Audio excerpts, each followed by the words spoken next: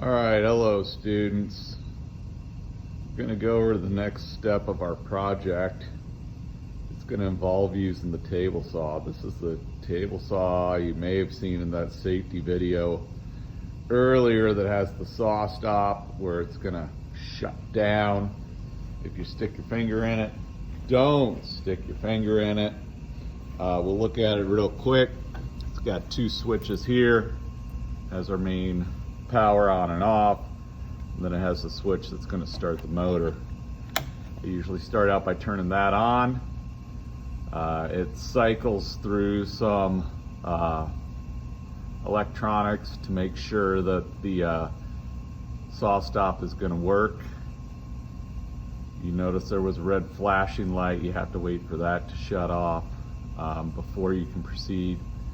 Green means you're good to go. Big button pulls out, stop it, pushes in. Blinky light just means it's coasting down to a stop. Has the fence gauge on the side.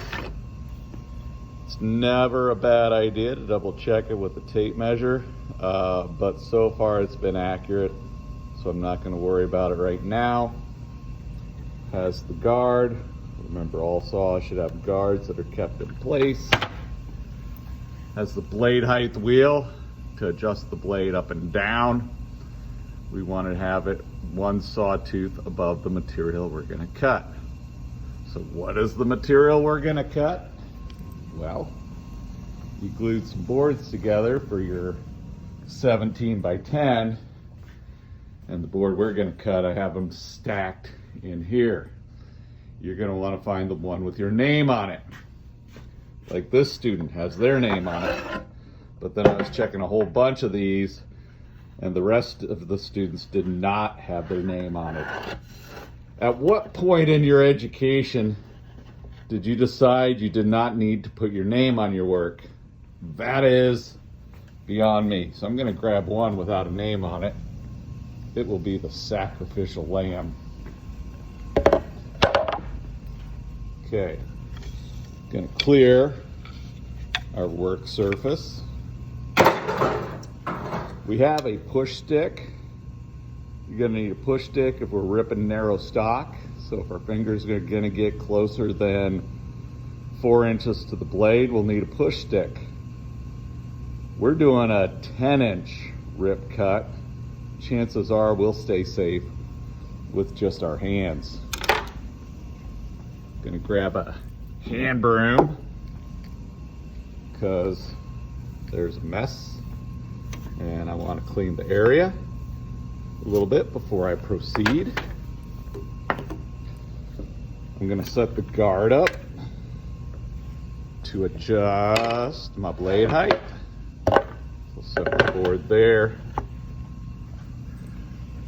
I'm reaching over to my blade elevation wheel.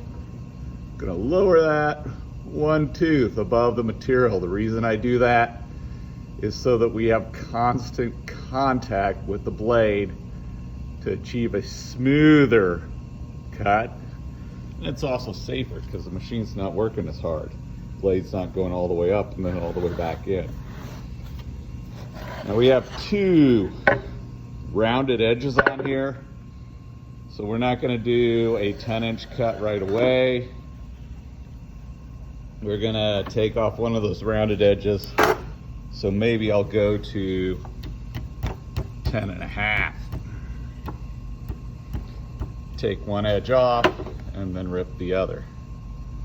So 10.5, there we go. Lock that down.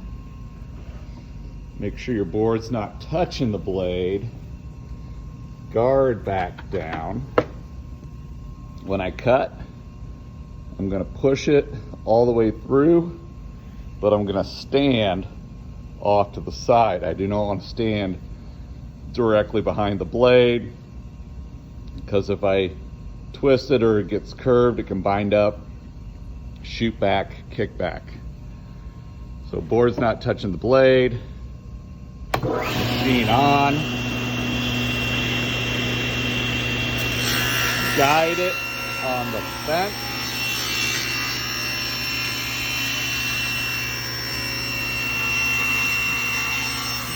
Push it all the way through. Shut off the machine. Wait for the machine to stop. Pull your scrap piece through. Put this in your locker. Save it for later. You might need this. We don't know yet. All right. Here's our cut edge. That's going to go towards the fence. Now we're going to set our finished size to 10. 10. Okay. Lock it down. Board's not touching the blade. Machine on.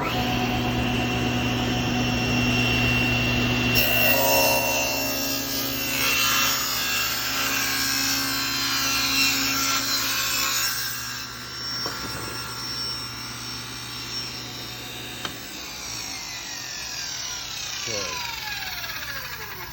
Wait for it to stop. Pull your piece out. Now you're ready to take this board and you're going to make your other curve piece. Chances are I gave you one, but now you'll take the other one, set it on there, trace it in place, and follow the procedures of the bandsaw video. Good luck with this activity.